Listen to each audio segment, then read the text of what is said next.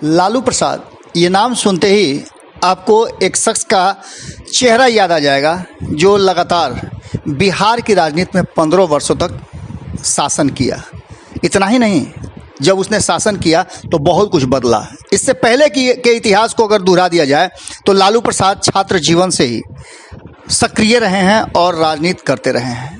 हालांकि उन पर आरोप भी लगे, चारा घोटाले का आरोप लगा, लेकिन इन सब के बावजूद बिहार और देश की राजनीति में लालू प्रसाद दुनिया के कई हिस्सों में कई तरह से पूछे जाने लगे और खोजे जाने लगे।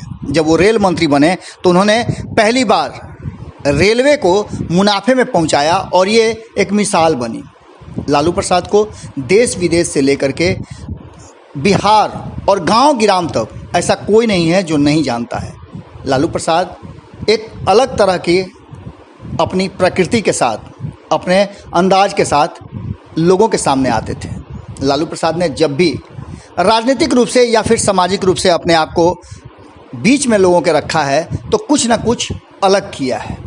इन सब बातों को आज भी यही कारण है कि उनके विरोधी भी लालू प्रसाद का नाम लिए बिना राजनीति का ककहरा नहीं पढ़ते हैं। आपको बता दें कि लालू प्रसाद चारा घोटाला मामले में अब जेल से बाहर हैं और उन्हें जमानत मिल गई है। बीमार हैं और बीमारी उनको कई तरह की है, लगभग 1.5 दर्जन से ज़्यादा बीमारियों से जूझ रहे हैं। इस बीच एक खबर जिसके लिए हम आपसे अभी जुड़े हैं, वो खबर है कि उन्हें सिंगापुर से एक चिट्ठी आई है और ये चिट्ठी बड़ा ही अजीब ढंग से और अजीब तरह से लिखा हुआ है। अजीब इसलिए कह रहे हैं कि इस चिट्ठी का आने का जो रास्ता है और जैसे वो आया है वो बड़ा अजीब है, क्योंकि इस चिट्ठी में जो कुछ भी लिखा हुआ है वो हाथ से लिखा है। और इतना ही नहीं, एक ऐसे कागज़ पे लिखा है जो आप देख करके खुश हो जाएंगे। इसमें एक दिल का तस्वीर भी बना हुआ है। इस चिट्ठी में लिखा हुआ है, जल्दी ठीक हो जाओ। आप समझ रहे हैं ना, जल्दी ठीक हो जाओ। चिट्ठी सिंगापुर से आई है और लालू प्रसाद को सिंगापुर से बुलावा आया है, बुलाया जा रहा है सिंगापुर से। और इस चिट्ठी में साफ तौर पे लिखा हुआ है, जल्दी ठीक हो जाओ, प्लीज़ कम टू सिंगापुर। आप समझ रहे हैं कि ये चिट्ठी बड़ा ही क्विट है और इस क्विट चिट्ठी को पढ़ने और देखने के बाद आपका भी मन थोड़ी देर तक देखने को हो जाएगा। तस्वीरों के माध्यम से इस चिट्ठी को आप तक पहुंचा रहे हैं। इसके बाद इस चिट्ठी में जो अगला हिस्सा है उसमें लिखा हुआ है, सी यू सून।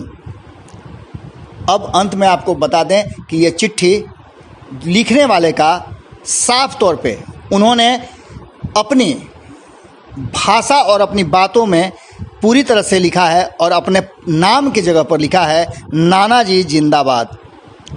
इस दिल जो बने हुए हैं, इस दिल पे नानाजी जिंदाबाद लिखा हुआ है।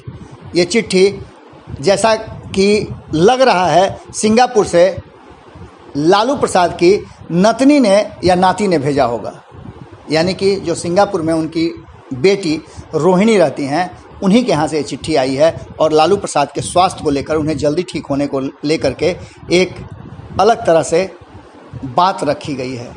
बच्चों की मानसिकता और लालू का ये, लालू जिस तरह से इस चिट्ठी को देख रहे हैं वो देख करके भी आपको लगेगा कि वो इस चिट्ठी को देखने के बाद निश्चित रूप से बड़ा रिलैक्स महसूस कर रहे हैं और उनकी किनारे से लग रही मुस्कुराहट सब कुछ बता रही है। अभी भी उनके हाथ में आप देख सकते हैं कि स्लाइन चढ़ाने वाली सुई यथास्थिति लगी हुई है। भारत लाइव पर खबरों का सिलसिला लगातार जारी है। हर छोटी बड़ी खबर जो आपसे सरोकार रखती है, आपको गुदगुदा सकती है या आपकी ज़रूरत की है, वो हम आप तक लेकर के आते हैं। भारत लाइव को सब्सक्राइब नहीं किए हैं तो कर लीजिए, क्योंकि बहुत सारी चीज़ें आपसे छूट रही हैं। और इसके साथ ही जब घंटी दबा देंगे तो बिना किसी शुल्क, बिना किसी दाम के, बिना कुछ खर्च किए, फ्री में, बिल्कुल फ्री में आपको सभी खबरें प्राप्त होती रहेंगी। नमस्कार। अगर ये वीडियो पसंद आई और वह बिहार के राजनीति और बिहारियत से सरोकार रखेनी तो सब्सक्राइब बटन दबा के चैनल के सब्सक्राइब कर ली। ओजे एगो घंटी बा, ओकरा बटन दबा देला से कुल सटीक और मारक खबर रुआ मुफ्त में मिल जाई।